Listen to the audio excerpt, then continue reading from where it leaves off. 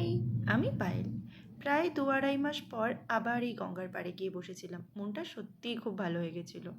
কিন্তু সন্ধে হয়ে যাওয়ার জন্য বাড়ি যাওয়ার জন্য খুব তাড়াহুড়ো করছিলাম। বাড়ি যাওয়ার পথে হঠাৎই চিকেন শাওয়ারমার দোকানটা চোখে পড়লো। তাই না খেয়ে বাড়ি চলে আসবো সেটা তো কখনো হয় না। আর এটা আমি ফার্স্ট টাইম ট্রাই করলাম। আগে মনে হয় ছোটোবেলায় একবার করেছিলাম, হ্যাঁ, তারপর থেকে আর করিনি। অ্যাকচুয়ালি বাড়ির সামনে সেরকম দোকান জানি না। সত্যি প্রচণ্ড টেস্টি ছিল আর চিকেন পুরো লোডেড। তোমরা অবশ্যই ট্রাই করতে পারো। আর দোকানটার নাম তো দেখিয়েই দিলাম। তারপর খাওয়া হয়ে যেতে আমরা একটু শ্রীলেদার্স যাচ্ছিলাম, আর একটা দোকানে যাওয়ার ছিল কিছু টুকটাক কেনাকাটি করার জন্য।